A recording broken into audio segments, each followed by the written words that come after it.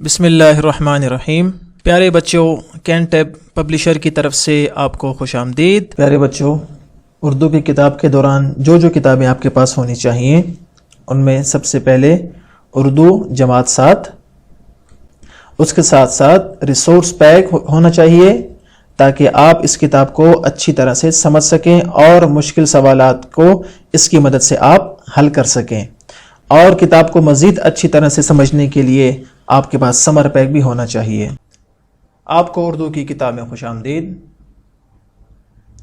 آج ہمارا سبق نمبر 4 ہے، جس کے دوسرے حصے میں ہم اپنے سبق یوم اقبال رحمۃ اللہ علیہ کی پڑھائی کریں گے۔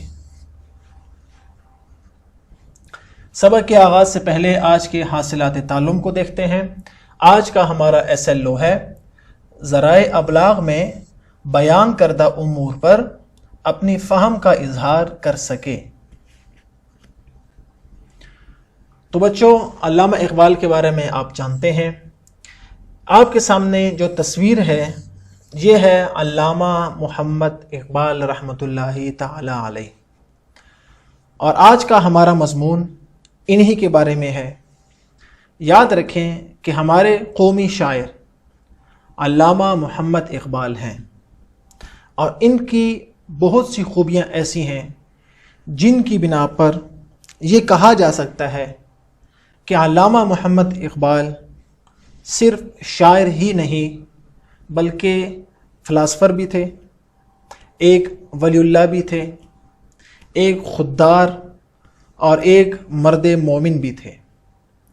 انہوں نے اپنی شاعری سے نہ صرف بر صغیر بلکہ پوری دنیا کے مسلمانوں کو اسلام کا وہ پیغام پہنچایا جو شاید کئی لوگ نہ پہنچا سکے۔ زیر نظر مضمون میں جو ہم پڑھیں گے، اس میں علامہ محمد اقبال رحمۃ اللہ علیہ کے معلومات، ان کی شاعری، اور کس طرح انہوں نے اپنی شاعری سے بر صغیر کے مسلمانوں میں ایک نئی روح پھونک دی، اس کے بارے میں پڑھیں گے۔ تو چلتے ہیں، اپنے سبق کا آغاز کرتے ہیں اور اپنے محسن، اپنے قومی شاعر علامہ محمد اقبال رحمۃ اللہ علیہ کو اپنی طرف سے ایک سلام پیش کرتے ہیں۔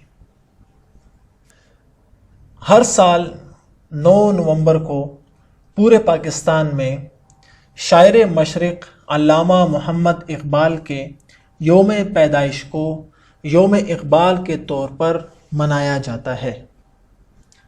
علامہ اقبال کی شہرت جہاں مسلمانوں کے موجودہ دور میں مصلحانہ کردار کی تھی، وہیں قیام پاکستان میں ایک ممتاز شخصیت کی تھی۔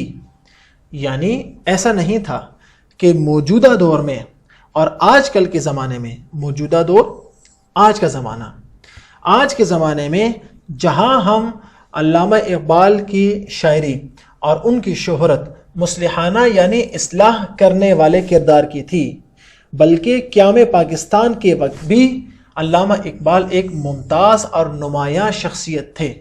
کیوں تھے؟ اس کی وجہ آگے خود موجود ہے۔ کیونکہ انہوں نے اپنے خطبہ الہ آباد میں مسلمانوں کی الگ مملکت کا پورا نقشہ پیش کر دیا تھا، اور پھر محمد علی جناح کو جو مستقل طور پر لندن کوچ کر گئے تھے، خط لکھ کر ہندوستان واپس آنے اور مسلمانوں کی قیادت کرنے کی ترغیب دی تھی۔ یہی وجہ تھی کہ ان کے انتقال پر تعزیتی بیان میں قائد اعظم محمد علی جناح نے کہا کہ ان کے لیے اقبال ایک رہنما بھی تھے، دوست اور فلسفی بھی، جو کسی ایک لمحہ کے لیے بھی متزلزل نہ ہوئے اور چٹان کی طرح ڈٹے رہے۔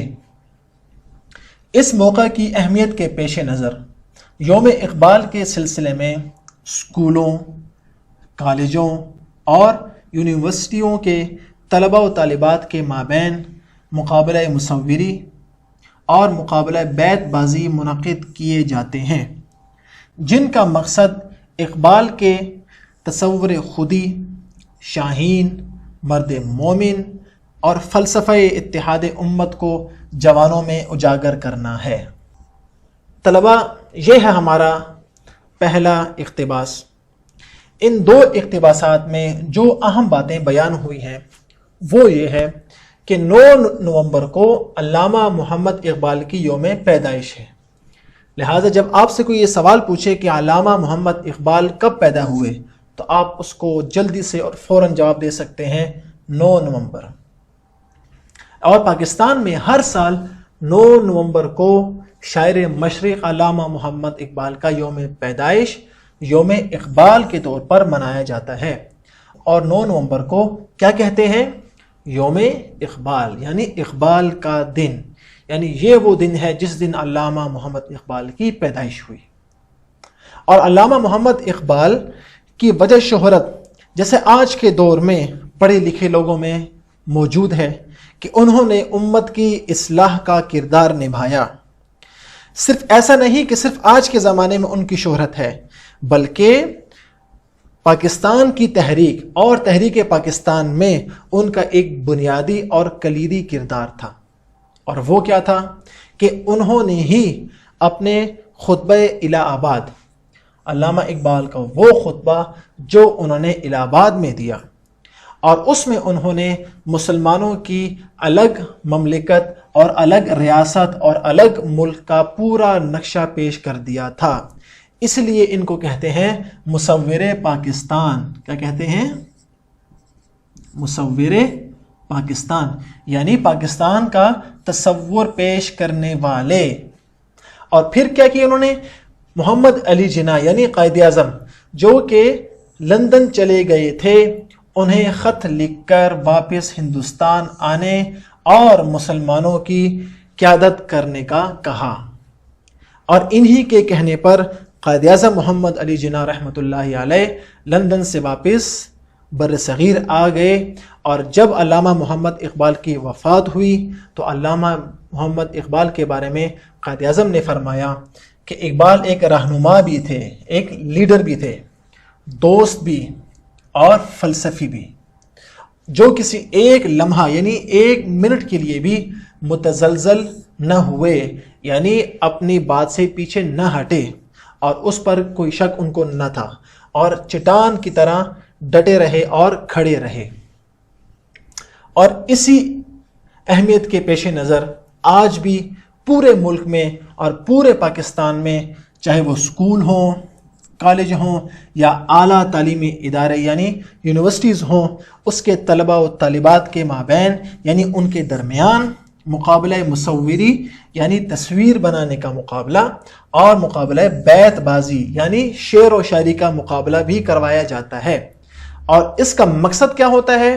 یاد رکھیے کہ مقابلہ مصوری اور مقابلہ بیت بازی کا مقصد ہے علامہ محمد اقبال کی خودی کا تصور، جو انہوں نے شاہین کی بار بار بات کی، مرد مومن کی خصوصیات گنوائی، اور امت کے درمیان اتحاد کا فلسفہ، اس کو جوانوں میں اجاگر کرنا، اس مقصد کے لیے یہ تمام مقابلے منعقد کیے جاتے ہیں۔